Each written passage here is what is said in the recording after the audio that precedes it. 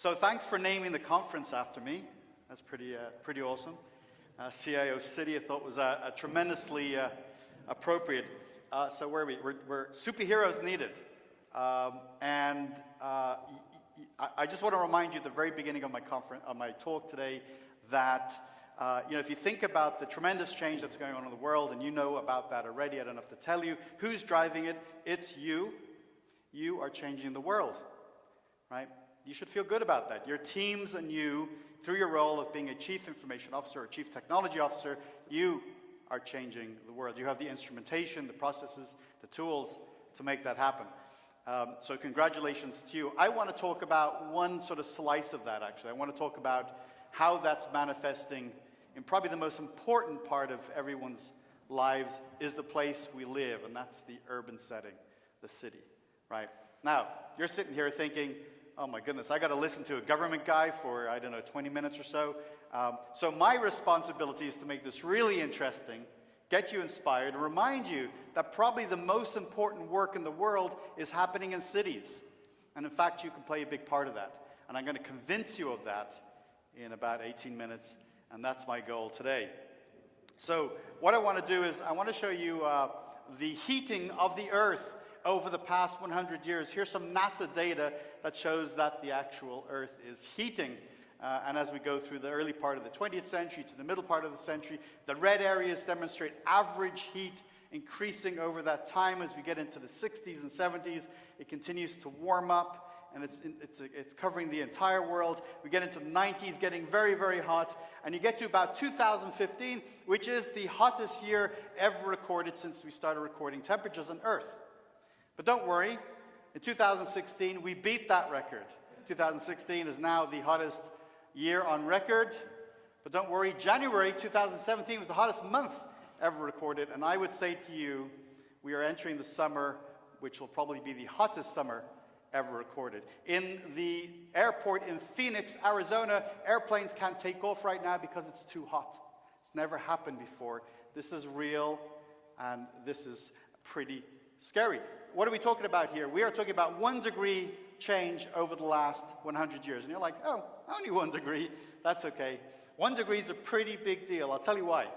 First of all, if you go back about 6 degrees, what do you get? You get the Ice Age, right? So you don't have to move a lot of degrees to actually make a big difference. That's why when folks all over the world met in Paris a couple of years ago, they said the top end of temperature change should be about 2%.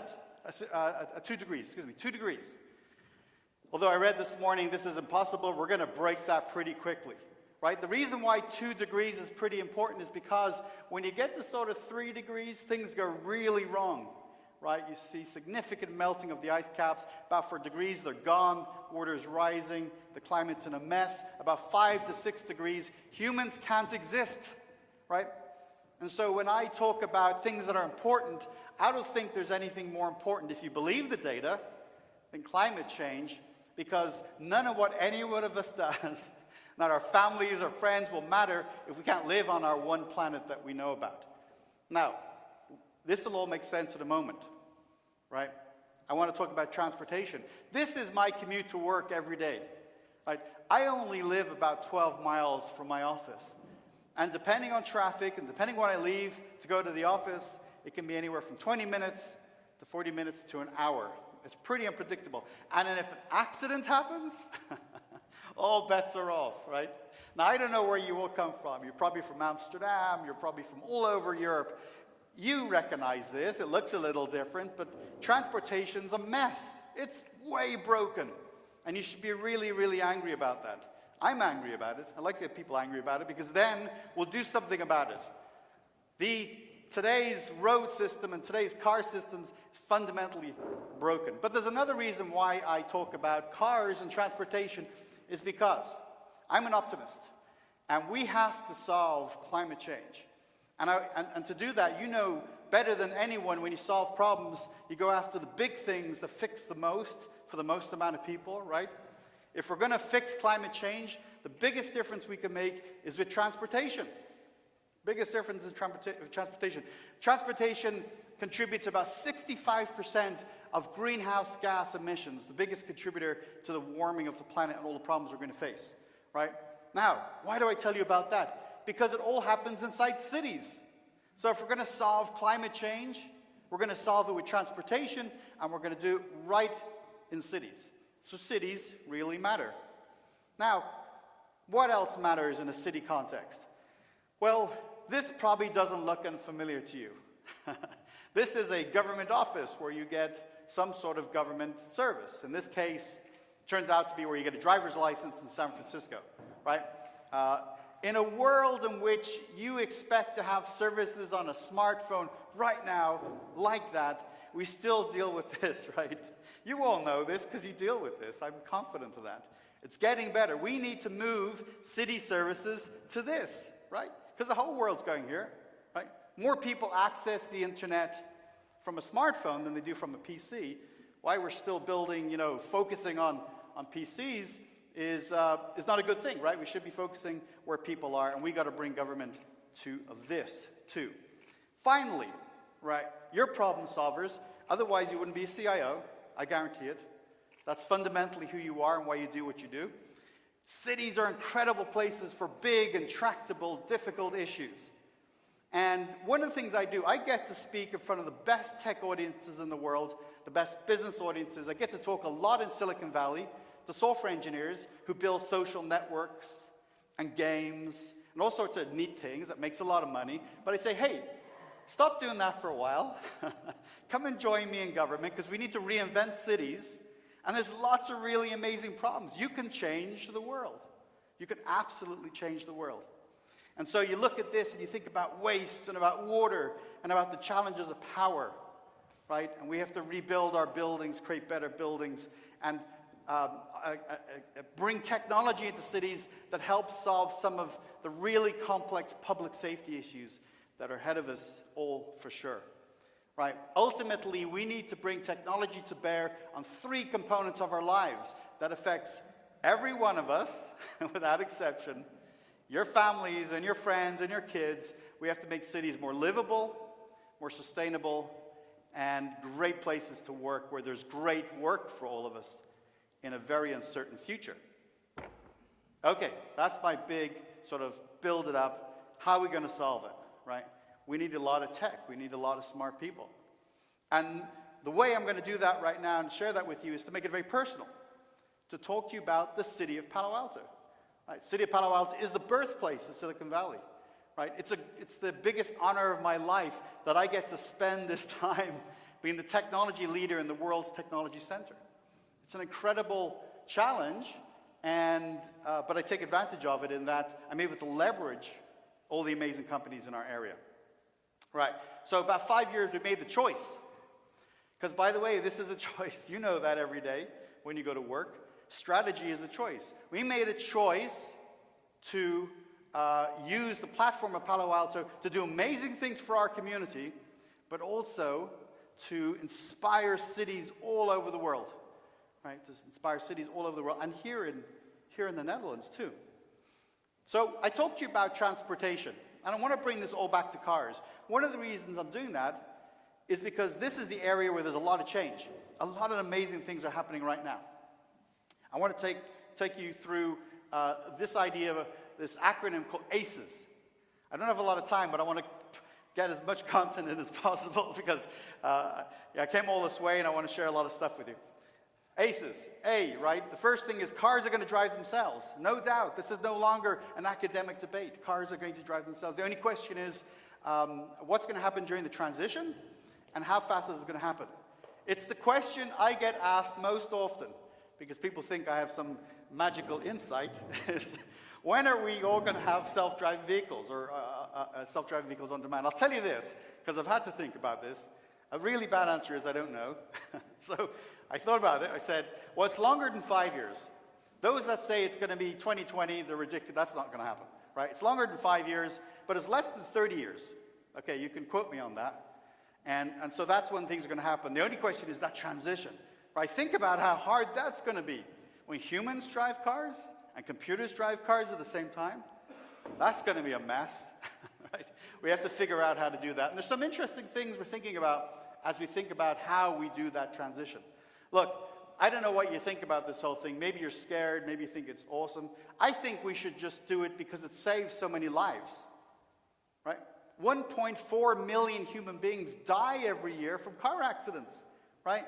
If I said 1.4 million people were being killed by terrorists, we'd be doing something about that pretty fast, right? But no, 1.5 million people die in car accidents because humans are really bad at driving cars, right? We're not very good at it. Okay, why do I know it's going to happen? Because I've been in lots of these cars. I've been in some stealth companies in Silicon Valley.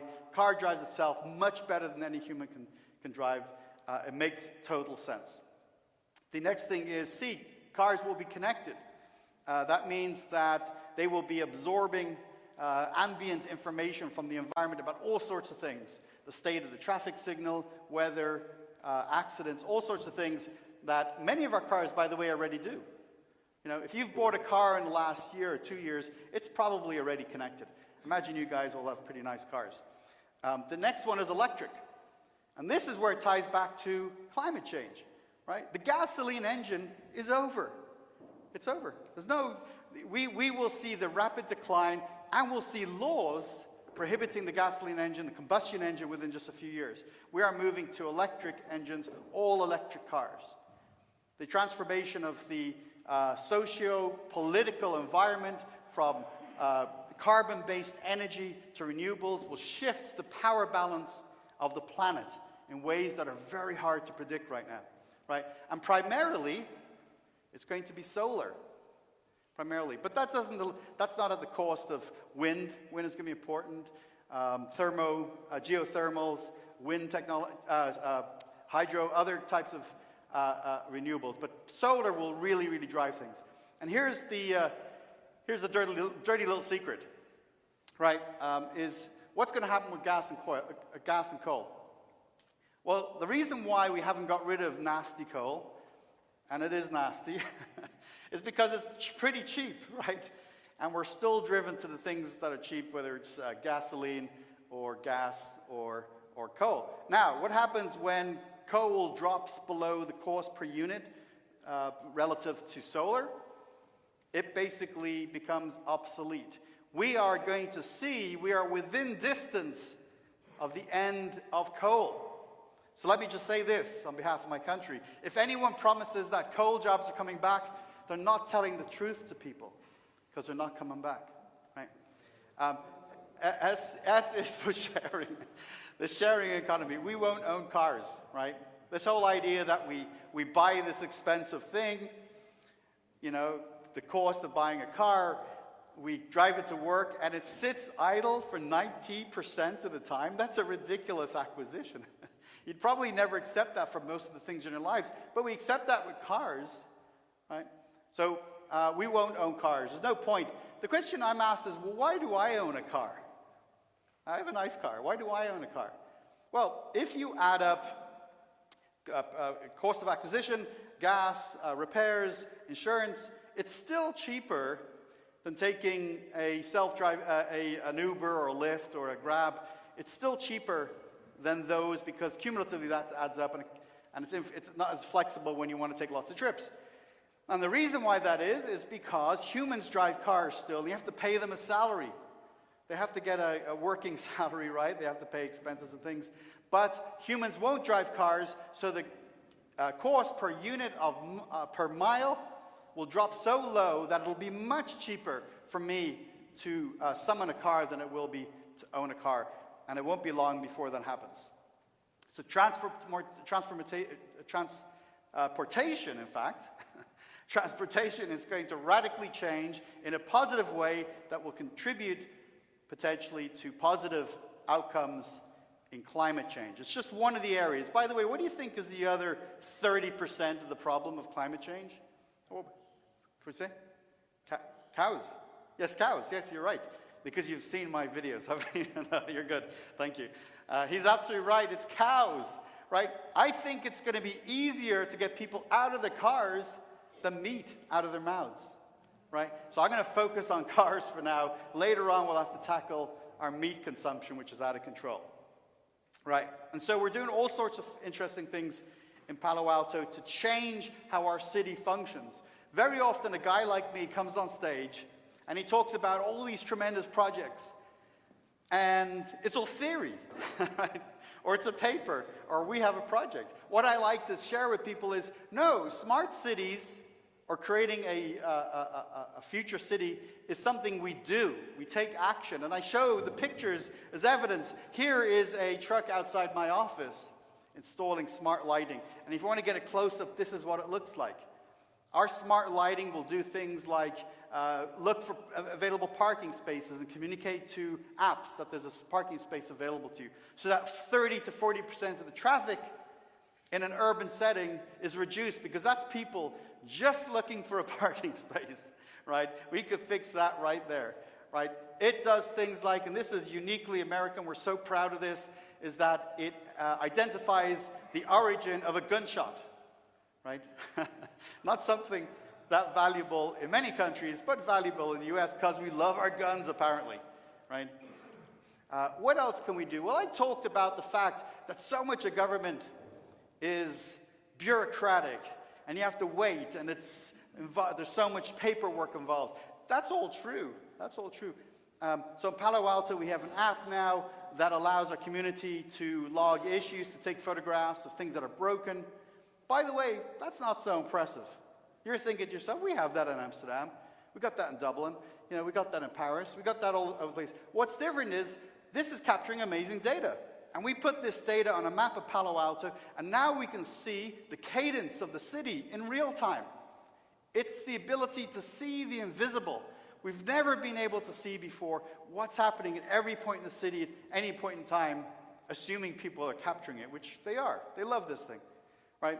And when they capture an issue, they take a photograph of a broken light, and then we notify them that, yes, we got their notification, and then we fix it, and then we ask them, how did we do? This is like mind-blowing for people. The government asking you how we're doing. We want feedback. We want to be held accountable. This is the future of our cities, right? And so data plays a really important piece. I say cities are kind of sad places in a way because they never have enough money. There's too much to do. There's not enough talent. But the one thing we have a lot of is data. We have data in abundance. By the way, all of you do too, right? It's only a question of what you do with it, right? But cities have historically done nothing with a lot of the data, with a lot of it. They haven't made data-driven decisions. And now we're starting to do that by capturing data, making data an engine of change and open by default. By the way, if you're interested, you can learn about all the data in Palo Alto right here. Feel free to take a picture, or this presentation will be available. You can take a look at what we're doing. And people are building apps. We're empowering an economic system where people can build applications against city data and they can sell it. We don't want any revenue. This creates jobs, creates economic opportunity. It's been done here. It's been done in the Netherlands. But we need to start, and we are starting, a global movement where this is happening. Now, I couldn't talk about Palo Alto without sharing our trees. You know why? Because Palo Alto is Spanish for tall tree. And we revere our trees. We love our trees. If you ever get a chance, many of you probably have been to Palo Alto or the general Silicon Valley area. You know that it's full of gorgeous trees, as is this city. And here is a visualization of every tree in Palo Alto, right, using open data. And if you click on one of these, you can see the type of tree, when it was planted, when was the last cut, it's got any disease, when would be next cut, everything you ever want to know about trees. I never knew how much cities are interested in their trees, their urban forest, until I started working for the city of Palo Alto. Now, what I want to do is just tease out the future. You might ask, where are we with all this? What's the whole deal? You know, why? We're right at the start. Right at the start. 2017 might be an inflection point, actually. This might be when the smart and connected city revolution started, right? Now, you might say, well, Jonathan, that's been a very interesting presentation. Thank you very much. Thank you. And I'm interested because I'm socially aware. I'm socially interested. Well, that's cool. I'm really happy about that. But here's what I want to really tell you, because you're CIOs, you probably work for private companies, is this is a multi-trillion-dollar opportunity, right? And if that doesn't open your eyes and open your ears, nothing else will. This is a really big opportunity. Depending who you ask, in the next 10 to 20 years, it's worth about $3 to $4 trillion. Again, and it depends how you measure it, but there is enormous opportunity in the hundreds of thousands of cities around the world that need innovation and need to change. And we need superheroes. So my question is, are you ready to build the city of the future? Thank you very much.